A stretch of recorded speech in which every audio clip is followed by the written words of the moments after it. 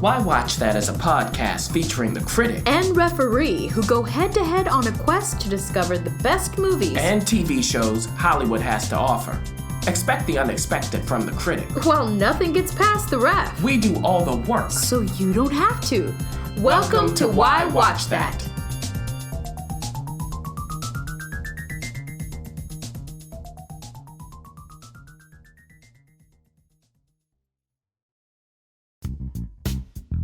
Critic. Yes. We're on Twitter. What? We're on Facebook. What's a Facebook? We're on Instagram. And we are on the www. But guess what else we're on? What? We're on YouTube! Oh! YouTube. That's right. We have our own channel. Yes, there you can find our episodes, some trailers, and a whole lot more we're cooking up. And we have a very, very special opportunity for you. That's right. If you subscribe at YouTube, our channel there, yes, this month of July, you will be entered to win a custom watching plan from Why Watch That. If you win, we'll tell you, hey, here's some things for you, just you, to check out. We will curate that thing for you. Ew, why watch that? We're kind of nice over here, aren't we? We sure are. So if you're interested in that, and heck, you should be on the YouTube anyway, the YouTube. See how I say it like an old man? Not just a YouTube. Be on the YouTube anyway at our channel, Why Watch That. Subscribe in July, and maybe you'll know what to watch from here forth. Ooh.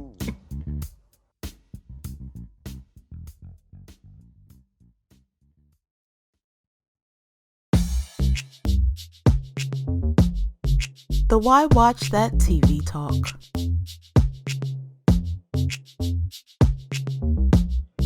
Hey everybody, it is time for a TV talk. It is hot.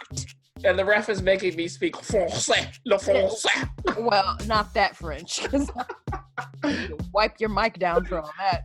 Le français. Yes, I'll say it like a normal person. Yes. It's hot. Il fait chaud. Très chaud. It's very hot here. I'm in LA. You're in New York. I know it's hot there. This is hot. And if you are not trying to get into some either movie theater or staying at home, we just have a reason for you to stay at home. Watch some TV because you will be much cooler there. We have we have a very short, petite, little, tiny little, itty bitty little episode with some series premieres on Comedy Central. There's a new show called Southside. Now, when I hear the words Southside, I'm thinking of Chicago. I'm thinking of the real Chicago. But then I also see Comedy Central and I'm real confused. Real confused. Well, both are possible. So it is on Chicago's South Side. That's where it's set. And it's created by people and starring people from the South Side of Chicago. So, but it is a comedy, of course. So the setup is this, Ref. We have two guys. They just graduated from community college. So their names are Simon and Kareem. And Simon and Kareem, they're like, look, the world is our oyster. We're about to get this. Okay? Now, they currently work at a rent-to-own store. Okay. So that's where they were working. And Kareem's brother, his name is Quincy, is the manager. Now they actually are brothers. They're twin brothers, the actors playing brothers on the show. Oh, okay. Yeah. So, but you would think that that Quincy, the manager, is older. That's the way it's set up. Okay. So, he's there. Simon and Kareem are now looking for new jobs. I mean, they don't want to be at a rent-to-own store anymore. And Simon actually finds a job. He has great communication skills, all of that. Kareem finds it difficult. He's going through what you would expect. He gets into this interview and they're like, okay, so what college is that again you went to? I had never heard of it. All right. Now, in addition to all of this, just a little segue, you do get through this show, they do poke fun at certain stereotypes. So for instance, Simon has like 3 kids and 3 different baby mamas. Oh, yes. And he's in court being sued for child support, but he's like, I paid child support. So you have that. You also have this running joke where, why don't you know how to swim? Okay. Little Rel Howery shows up as a guest star because he's from Chicago. He's from Southside, yeah. Yes, he is. So he shows up as one of the employees at the rent-to-own store. That was a lot of fun. So, okay, so you have that also in the mix. Now, the question is, will they be able to get out of the store? And the thing is, they want to, not only because it's a rent-to-own store, but also because it's difficult as an employee to get back some of the merchandise that has been rented out if the people don't pay their money anymore. And of course, if you don't pay, if you miss a payment, it goes through the roof what you owe the store. So there's a chronic offender who you don't want to mess with, and they're tasked with going in to get his Xbox. Now, to help with this, there are 2 local cops who are supposedly there, to liaise with the community. They're from the community, all of that. But does that work out? That's the question. And will Simon be able to keep his new job, or will he need to come back to the rent-to-own store? All of that is episode 1. Okay. Now, as you can tell from this show, what we expect is we get more of these kinds of situations where Kareem and Simon have to try to better themselves. Will they succeed? Well, it's a comedy. We'll find out. Now, the other thing to keep in mind about Southside is it's really a workplace comedy. It's really what it is. Okay. It's just a workplace comedy from a new perspective. And I think the combination of those 2 things in the first episode, that's all I've seen, worked. I actually kind of liked it. Oh. So yeah, and this is surprising. I can be tough when it comes to half-hour comedies. Yeah. Yes. Yeah, but I liked it. I didn't think they were too over the top. I think they were smart. I could tell that there was thinking here. They obviously know the South Side. That's where they're from. Right. I just like the way how they chose what to make fun of, how they still had a storyline going, how they had certain actors do certain things. You will see other guest stars like Lil Rel in the future. So I think if they keep that up, Ref, if they don't go too deep, get too far away from it being a workplace comedy, and what does that look like on the South Side, I think they'll be fine, and I'll keep watching. Nice. I love it when we can find sweet little jewels in unexpected places. Let's move on to Netflix, Another Life. Now, if you know anything about Netflix, they are putting out a show literally every single minute. I wasn't expecting you to say minute. There is a new show. Oh, there's one other one. There's another one. Oh my gosh. So we have to really go through this quickly. So this is sci-fi, everybody. And it's a familiar sci-fi. I'll put it that way. So what happens is at the opening of this series, there's this woman. She seems to be some sort of social media person, maybe some sort of social media celebrity. She has a following, and she's about to record a new posting. And out of her window, she lives in this beautiful apartment. Out of her window, we see an alien spacecraft. Okay. It's shaped like the infinity symbol. What? And it drops something down on Earth. She's shocked. She can't believe what she's seen. We cut away from that. We go to later on, and now they don't know what this artifact, they call it, what this artifact is on Earth for. It's transmitting something to another planet. They figured out where this other planet is, and they're going to send a team of astronauts to go to the planet to figure out whether this is a hostile presence or not. Wait, so what they dropped, that's the artifact? Yes. Okay, yes. Yeah, thank you for asking that, because that needs to be clear.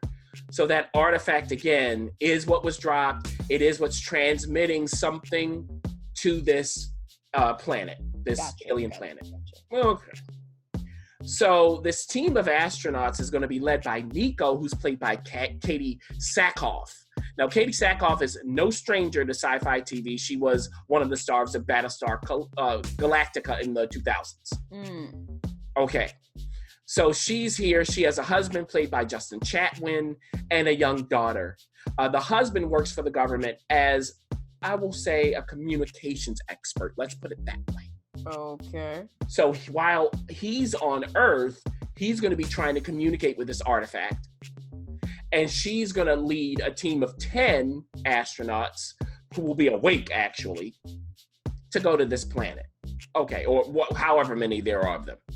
Now, on this spacecraft, it's actually not her. She's not the captain of it. There's another person who's a captain, but she has been put in charge. So what do you think happens? Now, in her past, when she previously led a team, it didn't end well. Okay. So why is she in charge? Right. Well, you'll find out. She has certain skills. Now, the thing is, on this ship, because of her presence, people don't trust her. That does lead to a mutiny. I won't tell you led by whom. But how can she handle that? Will she be able to or not? Will she be imprisoned? Will somebody die? What is going on? Forget the aliens, just with the people. Also on the ship, the AI presence is a holograph. Oh. But he looks like a real person, a real dude. He configures himself to look in a way that would be pleasing to Niko. So that's an interesting little thing. And back on Earth, again, her husband is trying to communicate with the artifact. Does he succeed? How? What's going on? What happens if they lose communication between each other? And so on and so forth. And then in the end, what happens if and when they actually arrive at this planet? Will they get what they're looking for? So, let me tell y'all something. Please. I was thinking Arrival. Obviously communicating with the artifact. Okay. Yeah. There are parts of it that are like Alien on the ship. Okay. You think of Lost in Space, which is also now on Netflix as a new TV show. Okay. Like everything in this was so familiar. So then the question is, it has to come down to execution because you're not really coming up with new ideas. Right. As far as the way it looks, I don't know, Netflix. A little more money, maybe. A little more money. It's not terrible, but I mean, sci-fi could have done better. Ooh, okay. A little better. I'll put it that way. Okay, so I don't know about the visuals. They're not really going to pull you in. They're fine. They're passable. The writing. Some of this stuff is just not good. There's this whole mutiny with Niko. One of the people, I'm not giving it away, says to her, how can we trust you? Because we know when the chips come down, when the chips fall, you're going to be more concerned about your daughter than us. Duh! I mean, what? That's the reasoning? That makes no sense. Well, then I can say, well, you have friends on Earth. You're going to be more concerned about them than the people in this vessel. It makes no sense, that reasoning. Yes, she has a daughter. Like, can't you write something a little more compelling than that? Plus, the dialogue just isn't that great. The whole thing with the husband and the daughter back on Earth, I'm not interested. Now, what he's doing with the artifact, I think they could have developed more. But that is what it is. And so I saw the first 3 episodes and then I skipped to the final one. Just to see where they were ending this. And I was looking at the last episode going, okay, I'm done. I am done with this. But I will say, everybody, if you like this kind of outer space sci-fi, you might want to check it out. I don't know. Yeah, I mean, I love that genre. That's why I watched more than I would have otherwise. Just because I'm okay, we're on the spacecraft that's going on. It's just difficult in comparison to so many other things that we have to stick with another life. We do not advise you doing that, listeners watching. Look, you do whatever you want with your Netflix account.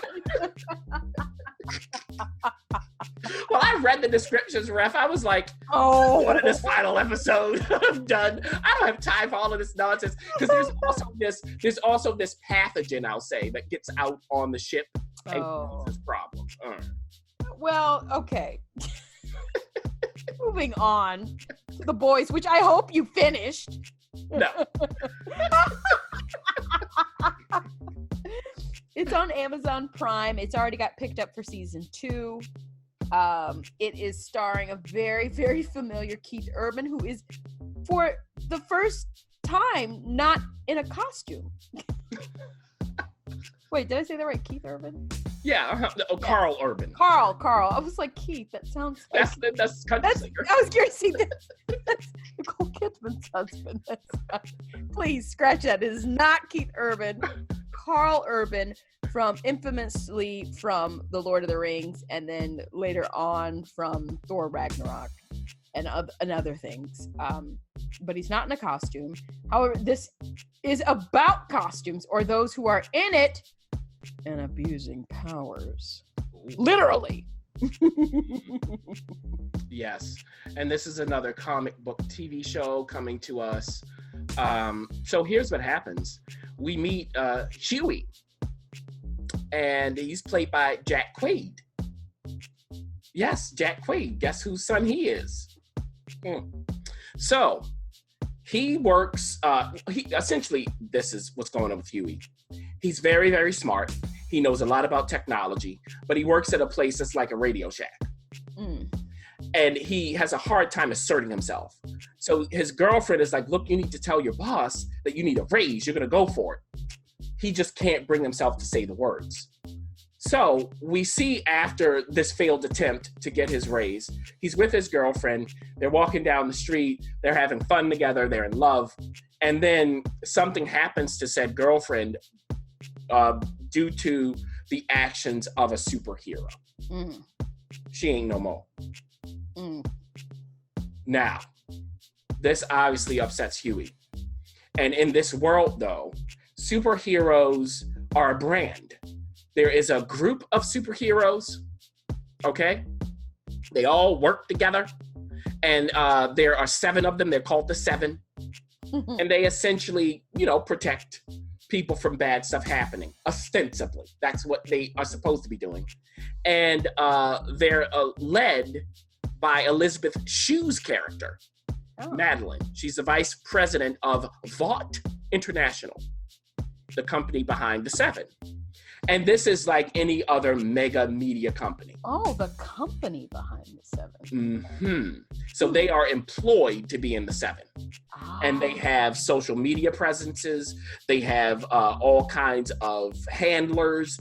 The way that they rescue people is set up. Whoa. So all of this, it's just like a regular media company. What would they do? That's what's happening. They are branding, they are trademarking being a superhero. Sounds like The Tick. Kind of, right? But is this funny? I'll come back to that. Oh. So, okay, you have this kind of setup. Interesting idea. Yeah. And all of these superheroes are terrible people. Oh. We see it. They're faked in front of the camera, literally. And behind the camera, they are horrible. Horrible people. But there's a new member of the 7 who's to be chosen because one of them is retiring. And this new member is squeaky clean. Her mother raised her to be a good person, to help people. She's the real deal. And she gets chosen, So, she's the all-American girl. And that's how she wants to present herself. But when she comes to the 7 the first time and meets one of the members, played by Chase Crawford, the Deep, he's called, because he has power over like water and all that stuff. She tells him, hey, he was like, look, you probably had a crush on the head of the 7, on the head guy. She's like, no, I mean, he's like Jesus, No, not he's too squeaky clean. It was really you. I had a poster of you on the wall. How does he respond? It ain't good. Oh my gosh. Yeah. So that's where we're going with the boys. So we know they're terrible. Now, what about the boys? Who are the boys? Well, this is where we have Carl Urban's character, Billy, who hates superheroes, knows the truth about them, claims to be an FBI agent. Is he not? Was he formerly or not? I won't give that away. And in some way, he meets up with Huey. Remember, Huey's girlfriend was killed. Yeah. And he essentially he takes the wool off of Huey's eyes. He shows him the truth about what's going on, and from then on, they team up along with two others to be the boys. This group of 4 guys who are going to take down the 7, but they are not superheroes. So how can they do this? Well, they have some tricks up their sleeve. And the question is, the newest member of the 7, what's she going to do in response to the abuse that she is taking and seeing? So, wow. Okay, that's very sobering. Yeah. Now, for the review, this is the thing. The pacing was not right. They felt a little too settled in the story. It needed to have a pulse.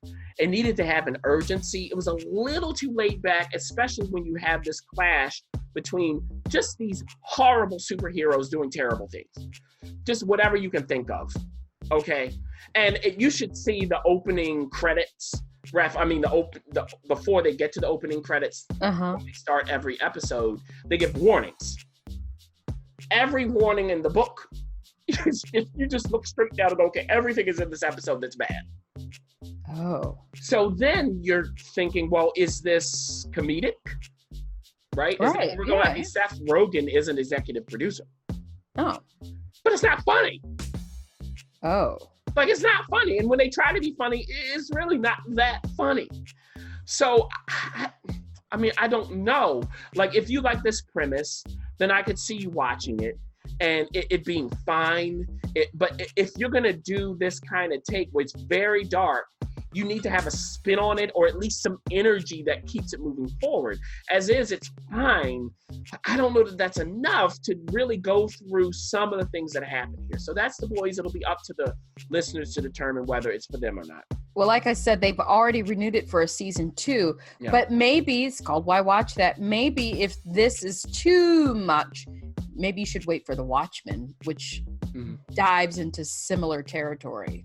Right, but see, that's not going to be a comedy. This is supposed to be a comedy. Oh, okay. Well, if you don't want it comedic, stick with the Tick first season. All right, moving on. Pennyworth on Epix. Now, seen a lot of advertisement for this. Epix again is really holding strong, trying to put out original content. Some's been great, some has been challenging, but Pennyworth is its new member. And who's Pennyworth? Well, it's Alfred Pennyworth. Now, who is that? Think Bruce Wayne's butler. Yeah. But this is young Alfred before he met Thomas Wayne, Bruce Wayne's father. Interesting. So we see he's just come out of being a British soldier. He was in the army. Right. And now he needs to start his career. He's living with his parents. And they are pieces of work, especially the father. The father is as ornery as they get. He's looking at Alfred going, you need to go get a real job. You think you are. You could have a great career as someone's valet, work your way up to head of staff in a house. Ah, gotcha. And don't look at me like that. I have a job. You want to look down at me, Alfred? Now, Alfred has other designs. He wants to start a security company. He's qualified. He was a soldier, and he was a special kind of soldier. And we see in flashbacks what that was like. And there are 2 war buddies of his that may be a part of this company if he can get it off the ground. Now, at the moment, though, he is working as a bouncer at a club. Now, this is still Alfred. Wait, and this is like 1950s, 60s? Yeah, okay. Exactly. So it's a period piece, which is a nice touch. Yeah. And, he's a bouncer at this club, but it's Alfred. So how does he perform duties? Well, you'll find out. And as the bouncer, this is when he first encounters Thomas Wayne, Bruce Wayne's Batman's father. Thomas Wayne's sister's in there, and he's come to collect. So as a result of this exchange, we see how Alfred bounces.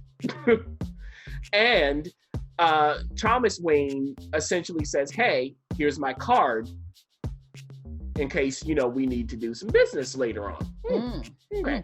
Or maybe it's the other way around. Maybe it's Alfred who gives Thomas Wayne his card.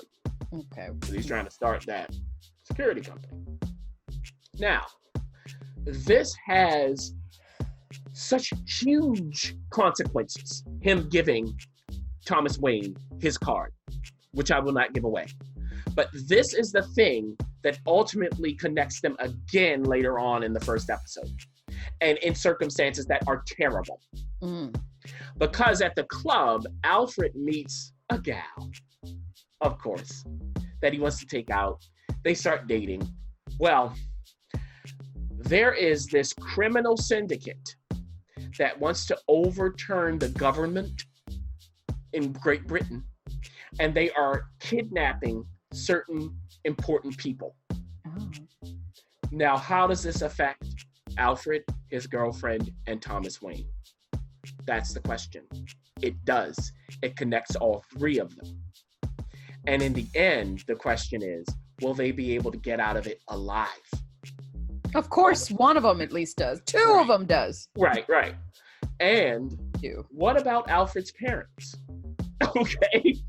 Because if Alfred is in danger, he's essentially being blackmailed and threatened. The people around him are in danger as well. Oh, dear. So that's as far as I'll go for episode 1 of this inaugural season. And now let's talk about whether this is worth watching or not. Please. Overall, I enjoyed it. Not that this is something great, but I thought it was good. I liked the period piece stuff. I liked seeing that. I liked the whole spin on who Alfred is. Yeah. Is he really feeling Thomas Wayne? Maybe not so much. So how are they going to get together? It's probably coming later on. Yes. Because now it's about him starting the security company. So that was nice. It had a nice flow to it in the first episode. The question will be, will they be able to reciprocate that in subsequent episodes? Because we know that doesn't always happen. So I'll be watching for that. But I do have to say, at the very end of the episode, it goes completely comedic, unexpectedly. And I was thinking, okay, what kind of show is this? I mean, I really was laughing out loud, but at the same time, I was like, this seemingly came out of nowhere. It was hilarious, though. So the question's going to be, will they be able to have enough bad guys for us to be interested? And will they be able to develop Alfred enough in a way that's compelling, leading up to him obviously working for Thomas Wayne? They have a lot of material to work through here. I just think they need to be careful in what they choose to show and how slow they're going to be in developing things. Don't make it slow. But so far, so good. So if you like the Batman world, or if you just like this kind of comic book show, I would say check it out. I think Epix might have something, but of course we won't know until more of the episodes have aired. This is interesting. I think it's an interesting concept of diving into a very unexpected dive. I mean, many people like to, go to the Penguin when they're young, or go to, something like that. But what about Alfred? Yes. Well, we'll find out. Or we just skip to the finale like the critic does. Just kidding. Now listen, I told you it was hot outside. Why not get inside and watch some television? You got how many shows? You got 1, 2, 3. You got 4 new shows to check out. Some of them, if you really want to dig around and ask for somebody's code, you can ask for Epix. Or there's always Comedy Central, Netflix, Amazon Prime. Whatever the case, come out of the heat and cool off with a brand new TV show.